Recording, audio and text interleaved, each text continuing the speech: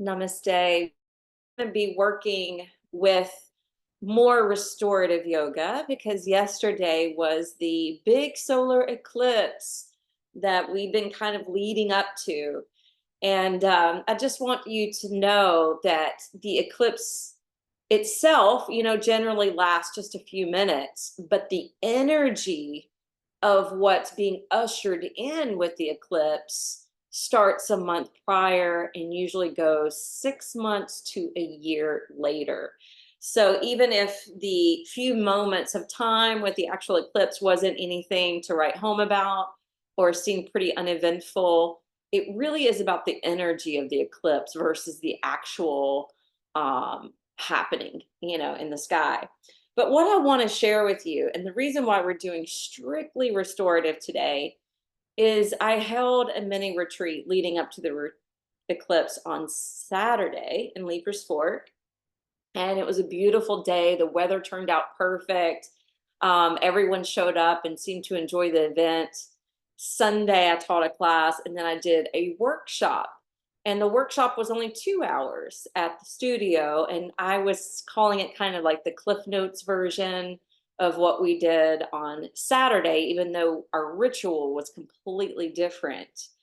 And I have to say, everyone that showed up for the event at the studio was really showing up and really being open and vulnerable and honest about, changes that were happening in their lives, things that were already turning over. And we were talking about how eclipses send the energy to wake us up and shake us up and to wake up and to shake up our lives in particular ways in order to kind of get us back on the right path. And of course, we still have free will. It's either up to us to do that or not. And of course, we get these chances a couple times every year. But after that workshop on Sunday, I came home and I was so depleted, like energetically, emotionally, just zapped, which was really odd because when I do yoga and when I hold space for these rituals, I actually tend to be very fulfilled and energized and pretty complete. And when I came home that night and was feeling this, I ended up going to bed early because I knew I had to get up and get to Franklin the next day. And I taught my classes yesterday. Everything was fine. I rushed home so that I could be home for the eclipse and to meditate and sit with my dogs.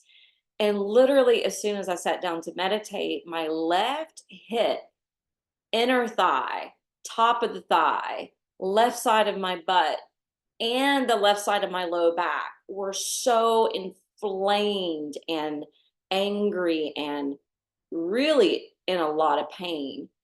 So I sat for, I don't know, an hour and a half and did different types of meditation because I couldn't just be in silence because of the pain. I used my mala beads for breath work. I used a lot of affirmations. I Reiki'd myself. Anyway, I took myself through all these different types of meditation. And then when I got up from the couch, I almost fell because the pain was so unbearable. So I thought, well, maybe I did something in yoga. So I went and did an Epsom salt bath. Did not help. Um, Rested and took a second Epsom salt bath and didn't really help. And then I was looking online and I saw there was a sound bath. And sound has been something that holds vibration. And remember, energy is vibration. And it wasn't pain like I'd injured myself and it wasn't pain due to emotions because I really wasn't having any emotion.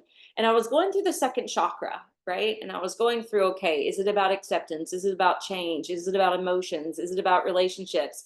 And it was like cancel, delete, cancel, going through all the things, checking it off. And I still couldn't figure out what it was. So I went to the sound bath and I even told the facilitator, I'm hoping it'll take my pain away. So that's the intention I set. And funny enough, it actually got worse during the sound bath. And I came home and I told Rob, I'm going to bed. He gave me a heating pad. I put a heating pad on. I took a couple Motrin. I woke up today really, really nervous about How is my hip going to be? And it's fine. So I contacted my friend Allison, and she was telling me that she had sent me Reiki last night. It was after I'd gone to bed.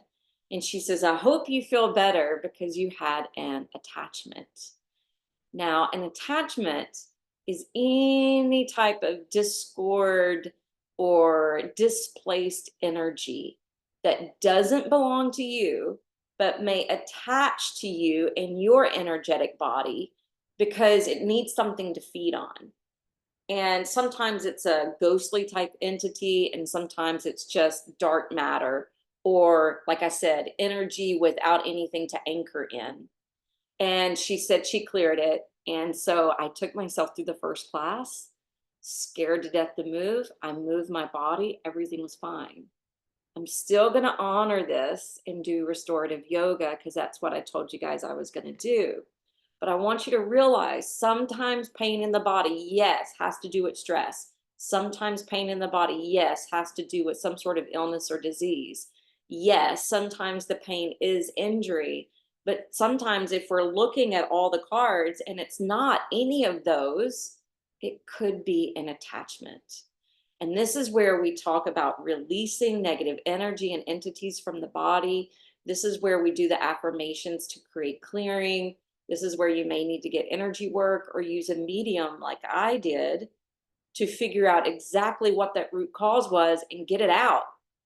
So we're going to be using 2 blocks, 1 or 2 bolsters, and I'll meet you on the mat.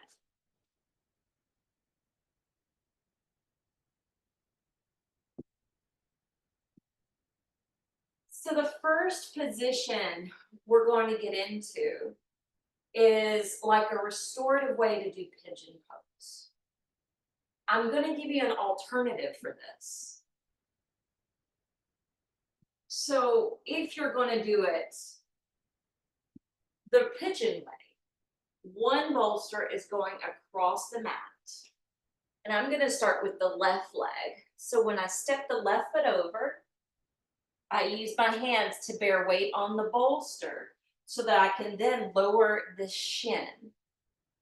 And then I square the hips so that the top of the back thigh is resting on top of that prop. And then the second bolster or pillow or blocks can come in front of you to stack your forearms, or you can stack to prayer hands, or you can tumble and rest on one cheek or your brow. Now, your alternative for this, because I know a lot of you don't necessarily do that full pigeon for good reason. So if you're going to be on your back, I suggest a bolster under the feet and the left ankle crossed over the right knee. You don't have to hug in or anything because we're trying to make this a little bit more restorative. So figure out which one of those positions works best for your body today. And then let's lower down, set ourselves up.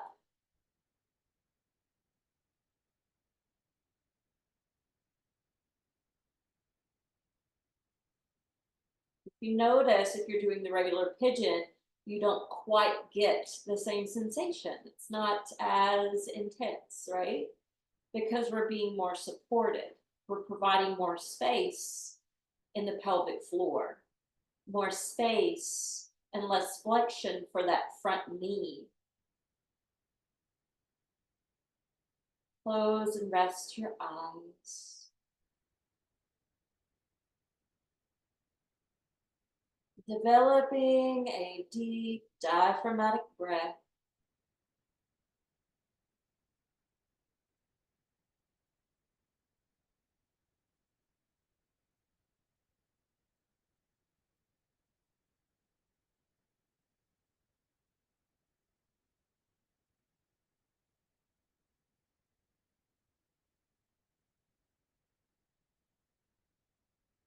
I would ask that you take at least 7 to 10 controlled breaths before you let it go and breathe in a more organic way.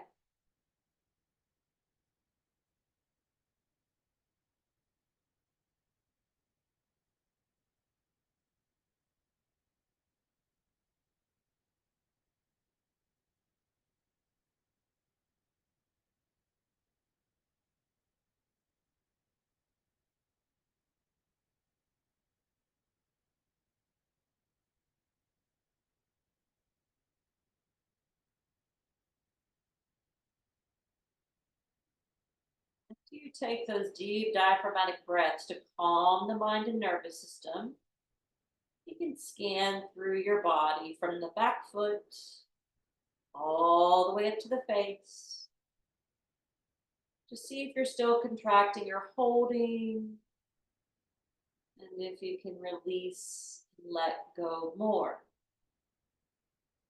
Obviously, doing the same thing if you're on your back. Scanning from the feet up to the face, letting go of any tension.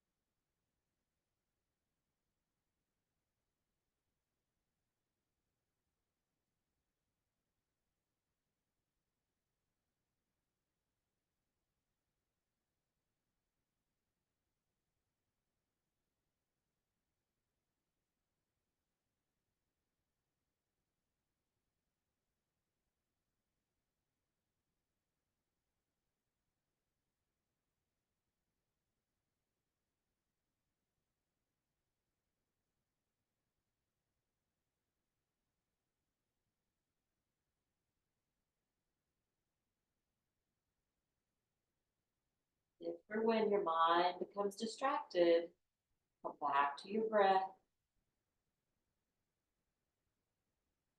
Turning to the breath can minimize those thoughts, can help to slow it down when you begin to control the breath again.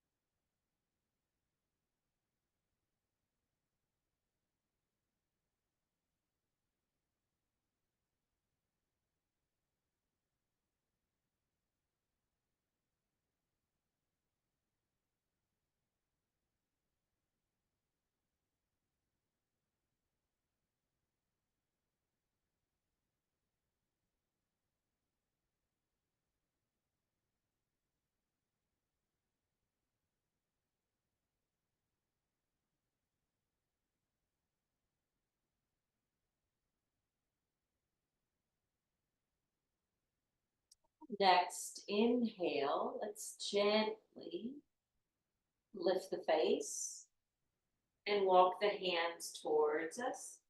Now, if you're on your back and your feet are lifted, your left ankle's crossed over the right knee, then of course you can just lower the left foot and cross the right ankle over the left knee. But as you're swapping sides and as we're coming up out of this pigeon, I want you to affirm, I rise above the past and the future to this eternal moment of now. We'll back our way out. Then we'll step the right foot over and then lower the shin. Square the hips. And coming to your second bolster or blocks. Forearms, prayer hands, or opposite cheek.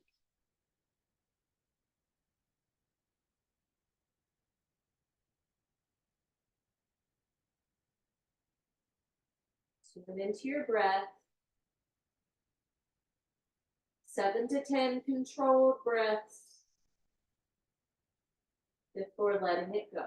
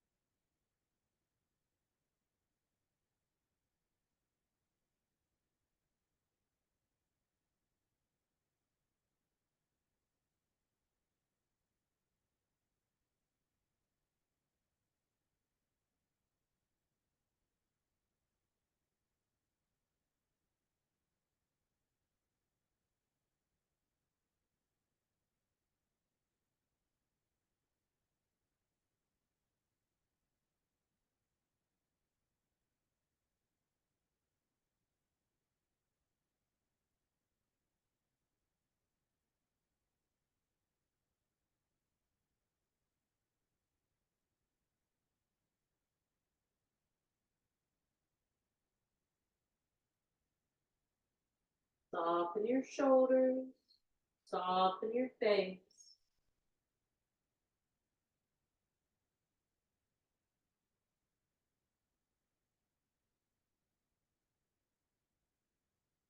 Soften your right hip and everything around.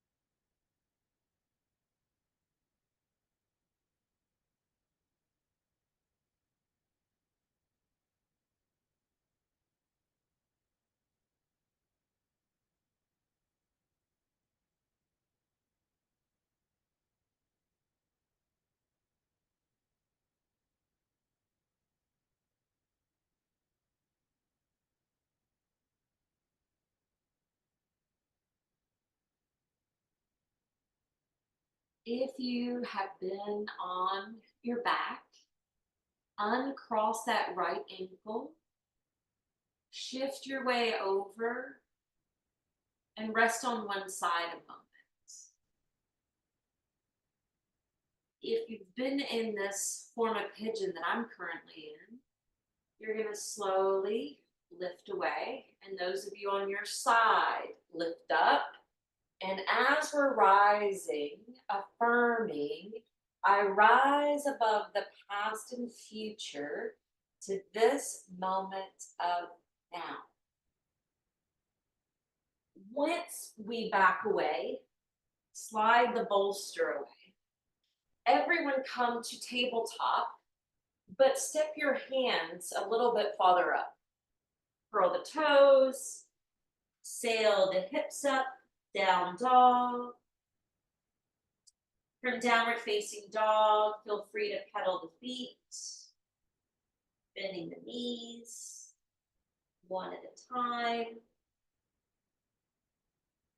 And then let's go ahead and walk the hands back towards the toes a moment, or feet towards hands if that's easier. And take a forward fold, a standing variation. Nodding your head. Then considering that eclipse yesterday and how this energy can shake us up and wake us up, right, to put us back on track, affirm mentally, nothing and no one on this earth can hold me down or back from fulfilling my highest potential. Now walk your hands out and return to your knees. All right. So the next one's going to be child's pose. I'm going to demo in just a moment how to do child's pose with 2 bolsters if you have them. If you only have one, you can do it the regular way, right? Bolster between the knees and come on down. You can always put a block underneath that bolster to bring it closer to you. If you have 2 bolsters, notice I'm scooting forward and I'm actually sitting on the first bolster. This takes the weight off of my feet. And then I'm going to bring the block inches, almost a ruler distance away, and then stacking the second one on top of the block. The belly can now come down, the chest down, and the face down. I just wanted to show you a different way to do child's pose. Once you're in, close your eyes. You can rest on your third eye or turn to one cheek. If you are rotated onto one cheek, I will give you a heads up on when to turn the face.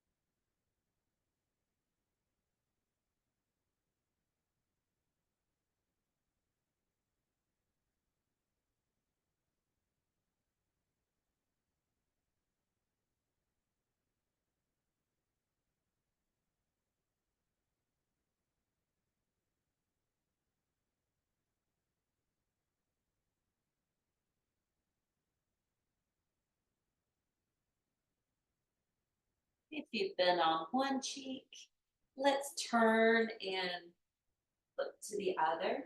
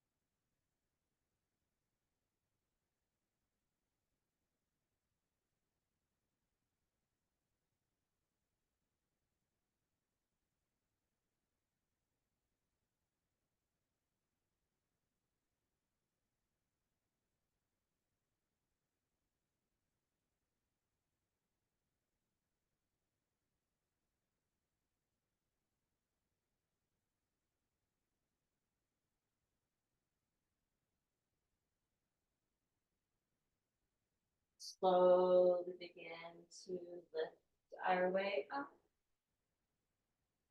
And as we lift our way up, this is one where you could potentially use two bolsters or a bolster in blocks. So I'll show you what I mean. If you choose two bolsters, we're going to line up. You're going to get your legs out of that other position. Scoot back enough so that your shoulders, head, and neck come down to the floor. All right, so if you don't have two bolsters, do this with one and take your two blocks in front of the feet. So again, two bolsters or a bolster in two blocks.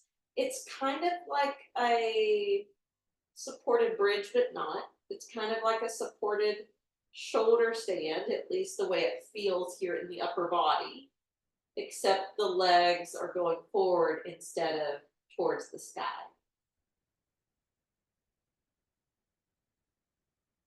Once you situate yourself and find a place of comfort, close the eyes.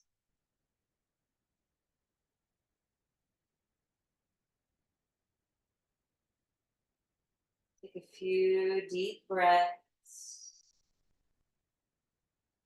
and affirming new peace, new consciousness floods through my being. New peace and new consciousness floods through my being.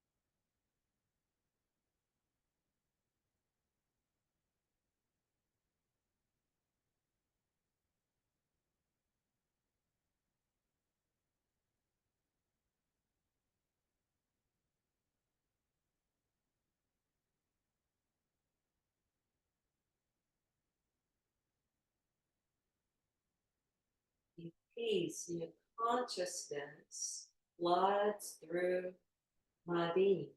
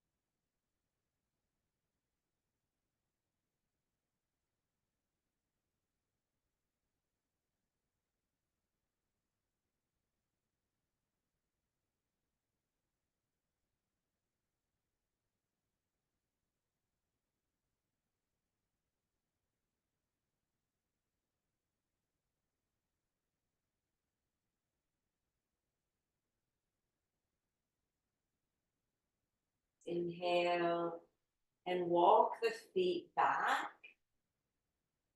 Now, if we were in a studio with a lot more space around us, I would have laid us on a blanket with our shoulders so that we could tuck and lift the tailbone and slide back. But since we didn't set up that way, you just need to bend your knees and just roll away to one side and press up like we typically would. All right, our final position today. Let me give you two options. One bolster and two blocks. You could have the blocks under your knees and lay back like this, legs straight. Or if you prefer the hip opener, butterfly, blocks under the knees. If you're wanting to experiment today, do something a little different. One block will go underneath that first bolster, and the second bolster will cross under the knees.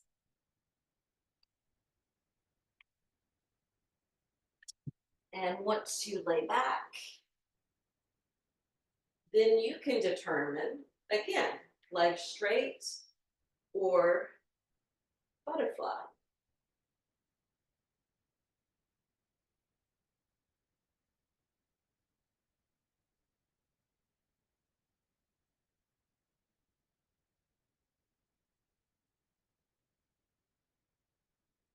Firming energetic movement or unmoving peace. The choice is mine alone.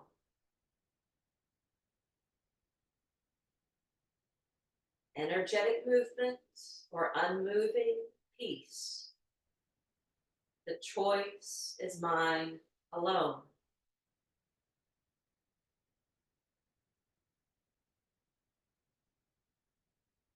So the restorative option gives us that unmoving peace. Steep in stillness, steep in silence, or Shavasana today.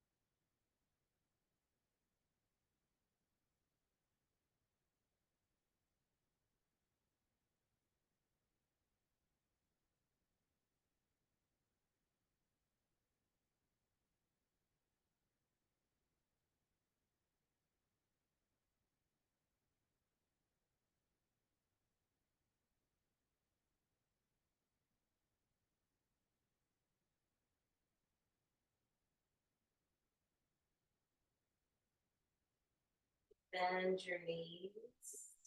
Rock from side to side.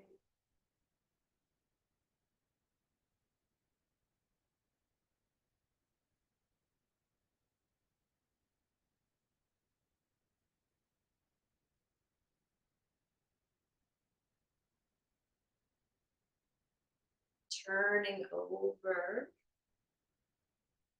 to casually come up and sit.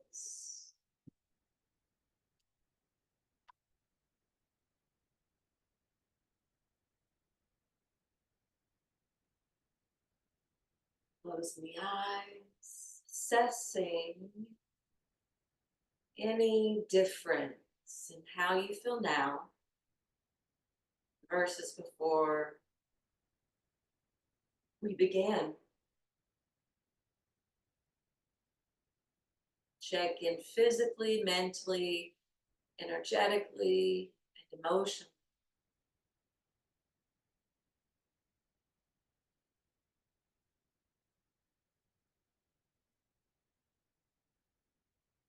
Bringing your hands up together to prayer position at your heart. May we all walk away from this practice being more free and at peace in our bodies, hearts, and minds. Namaste.